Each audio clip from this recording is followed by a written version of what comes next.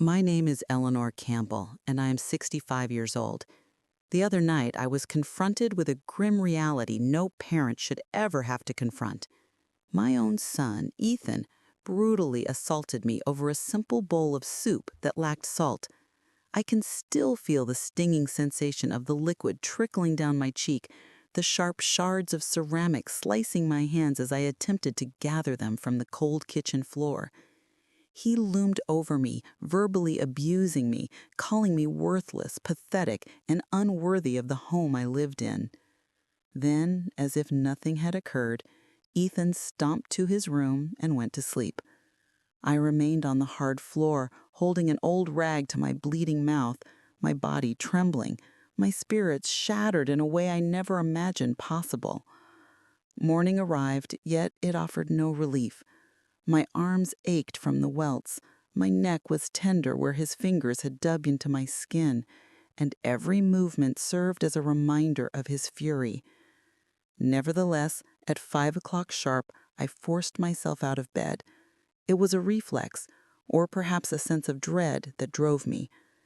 By the time I reached the kitchen, Ethan was already seated at the table in his immaculate navy suit. He didn't even acknowledge my presence. His gaze was fixed on his phone. "Breakfast," he commanded curtly. "Hurry, I have an appointment." His voice was smooth and emotionless, as though the previous night's events had never transpired. I scrambled his eggs with the 3 tablespoons of shredded cheddar he insisted on, toasted the bread to his preferred shade, and poured his black coffee without any sugar. Every detail had to be perfect, because I was well aware of what would happen if it wasn't. That's when Hannah entered, his wife, in her light green dress and high heels, the fragrance of expensive perfume wafting behind her. She kissed him gently on the cheek and gave me that saccharine smile she reserved for when he was watching. "Good morning, Mrs. Campbell," she hummed. "How are you feeling today?" I longed to scream the truth.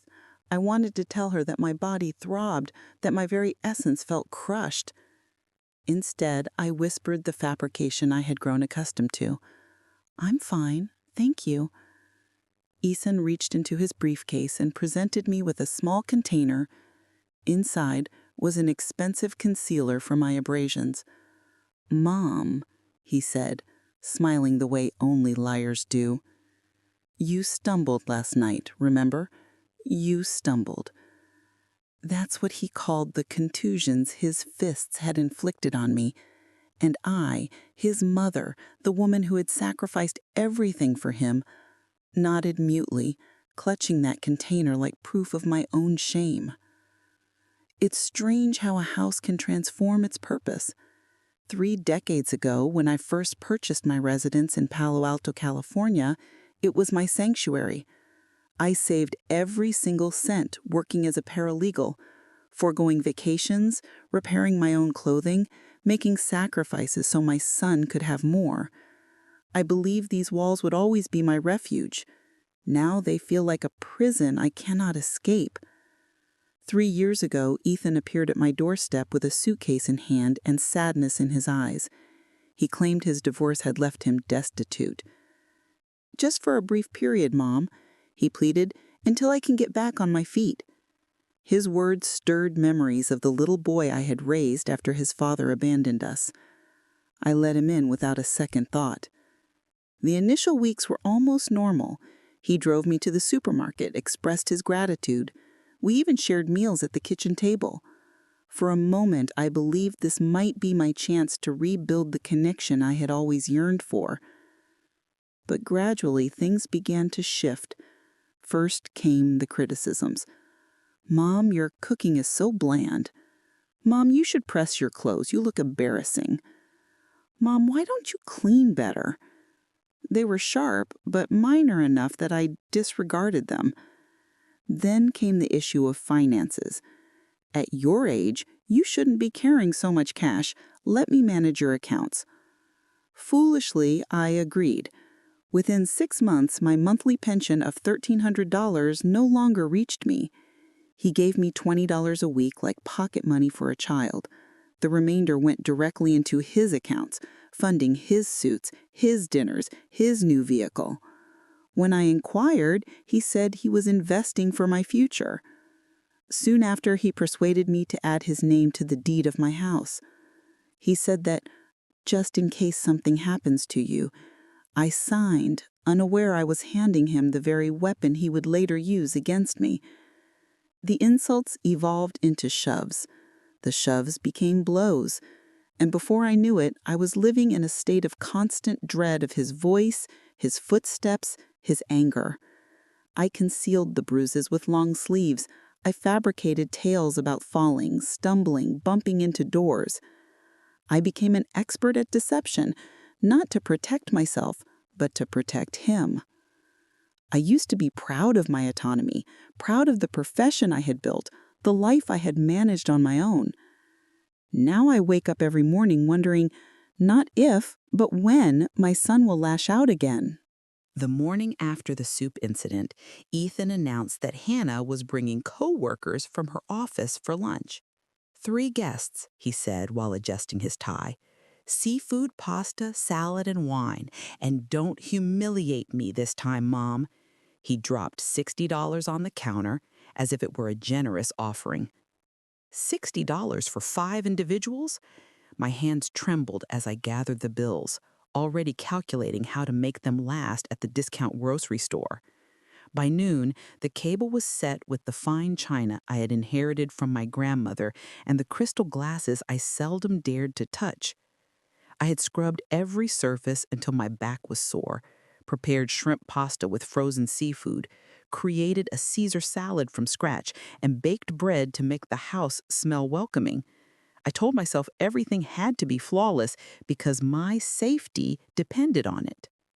The doorbell chimed and in swept Hannah, with 3 women dressed as if they had just stepped off a runway. Designer purses, perfect hair, heels clicking across my hardwood floor. She smiled broadly at me. "Mrs. Campbell, let me introduce my friends. Bianca from HR, Brianna from marketing, and," my breath caught in my throat, "and Charlotte Bentley from legal." Charlotte, my younger sister, the one I hadn't spoken to in nearly 3 years. We made eye contact for a fraction of a second. Her expression softened, then quickly became professional. "It's a pleasure to meet you, Mrs. Campbell," she said in a formal tone, pretending we were strangers. My heart pounded as I guided them into the dining room. The women chattered about deadlines and getaways while I refilled glasses and served plates. But Charlotte's eyes never left me. She observed the makeup caked over my bruises, the rigidity in my posture, the way my hands shook when I set down the tiramisu. "This meal is wonderful," Bianca exclaimed. "Did you prepare all of this yourself?" "Yes," I replied with a practiced smile. "I enjoy cooking." "How fortunate Ethan is," Brianna added casually. "Not everyone has a mother-in-law who takes such excellent care of the family." Mother-in-law, housekeeper, servant. The words all ran together, each one cutting me deeper. Then Charlotte spoke. Her voice was measured but sharp. "And before you retired, Mrs. Campbell, what did you do? Surely you weren't always at home." For the first time in years, I felt a spark of dignity. "I worked as a paralegal in San Diego for 40 years, I said. "I handled some of the most significant cases in the state." Hannah's smile faltered. Charlotte's eyes glinted knowingly beneath the table. I clenched my fists. Something had shifted. The afternoon after Hannah's luncheon, I was cleaning up dishes. When the phone rang, the number was unknown. My first impulse was to let it go to voicemail. Ethan always cautioned me never to answer calls from strangers, but something inside me pressed the button. "Mrs. Campbell?" a man's voice inquired. "This is Robert Harland, chief accountant at Harborline Investments, your son's company. I'm sorry to bother you, but we need to speak immediately about some irregular activity connected to your bank account." "My account?" I nearly dropped the phone. My heart began to race. "Yes," he continued, "transfers in the tens of thousands have been routed through your account." We can't discuss the details over the phone. Could you come to our office today at 3? I agreed in a shaky whisper. When I hung up, the walls seemed to spin around me. My account, the same account Ethan had taken control of years ago, the very one he claimed was for my safety? At 3 o'clock, I was seated in a sleek glass office downtown, staring at documents spread across the desk. Robert Harlan's tone was steady but serious. Over the past 6 months, more than $55,000 of company funds were diverted into your account, then withdrawn in cash. Mrs. Campbell, this is embezzlement. I had no idea, I stammered, my whole body trembling. Ethan handles everything. I never approved anything. That's precisely why we contacted you, he said gently. We believe you're being used as a front. But unless you make a formal statement, you risk being implicated. The floor seemed to vanish beneath me. My son wasn't just an abuser. He was a thief. And he had made me his shield.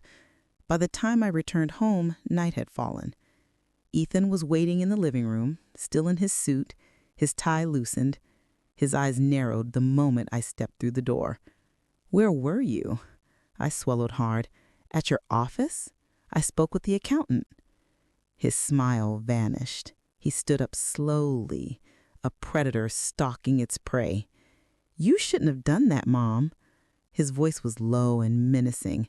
If you ever utter a word of this to anyone else, I'll have you declared mentally incompetent. One signature, and you'll rot in a care facility while I keep this house. For the first time, I saw not just my son, but a stranger wearing his face. That night, sleep was impossible.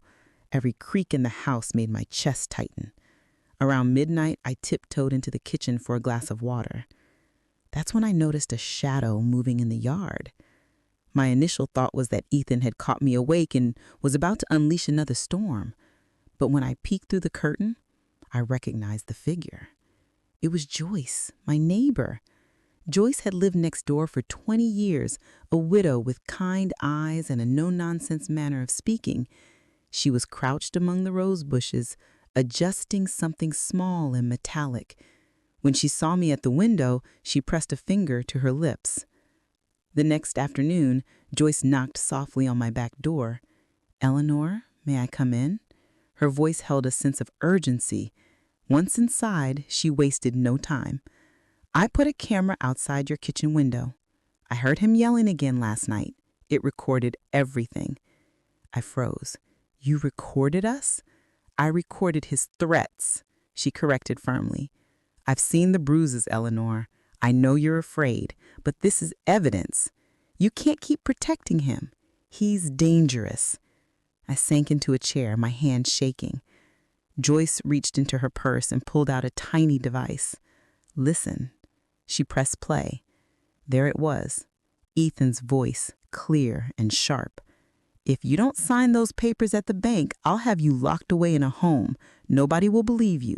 You're just a senile old woman living off my generosity. Hearing his cruelty, not just in my memory, but as an undeniable fact, sent shivers down my spine. Joyce leaned closer. I have a friend, Victoria Nichols. She works at the district attorney's office. She specializes in cases like yours, domestic abuse linked to financial exploitation. We need to go see her now. Fear surged through me.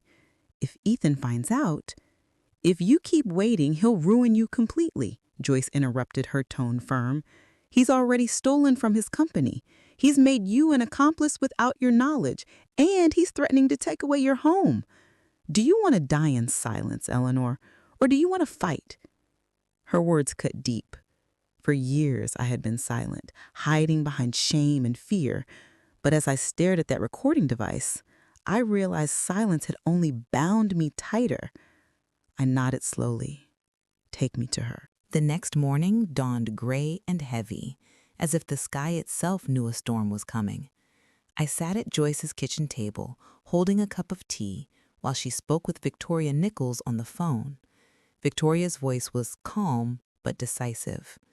With that recording, we have enough to request an immediate arrest warrant, but Eleanor must file the complaint in person. I felt my stomach clench. Signing those papers meant there was no going back.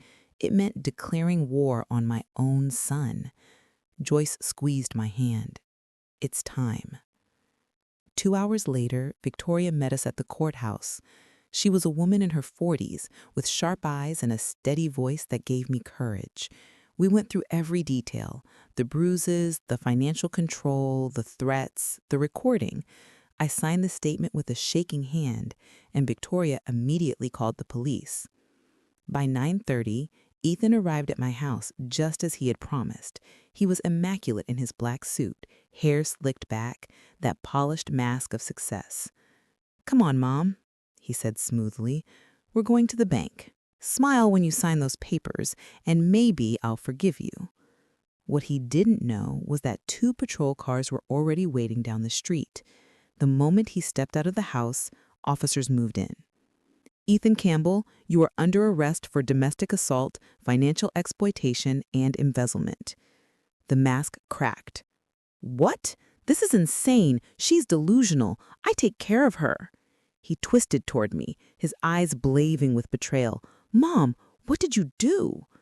I stood in the doorway, my knees weak, but my voice steady. I told the truth. They cuffed him and put him into the squad car while he hurled threats over his shoulder. "You'll regret this. You'll be nothing without me." That afternoon, I found myself in a small courtroom for the bail hearing. Ethan sat at the defense table in handcuffs, his face tight with fury.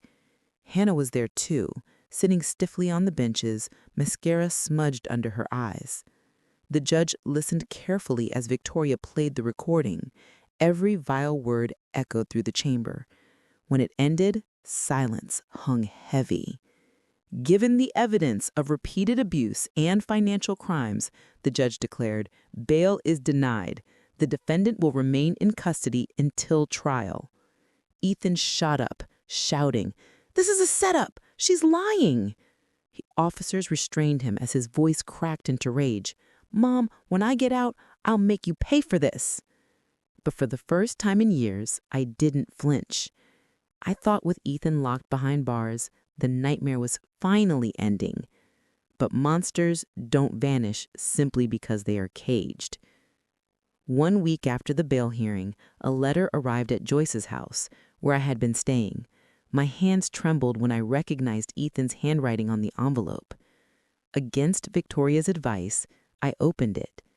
"Dear Mom," it began, "I hope you're proud of yourself, betraying your only son. But before you celebrate too much, know this. I have copies of the documents you hid during the Benton Pharmaceuticals case 15 years ago, the ones you altered for your boss at the courthouse. If those come out, you'll face prison for obstruction of justice. Drop the charges or I will ruin you." My breath caught. Memories flooded back. Nights when I stayed late at the courthouse, shuffling files at the request of attorneys I trusted. I thought I was simply doing clerical work. Could it have been more? Could I have actually altered evidence without knowing? A second letter came days later, even crueler. Inside were photographs, memos with my handwriting, dates changed, pages missing. "If you don't retract your lies, these will be in every newspaper by next week. And the recordings I have of you taking cash gifts? Tax evasion, Mom, another crime on your record." I collapsed into Joyce's arms, sobbing. I had survived his fists, his threats, his control. But this was different.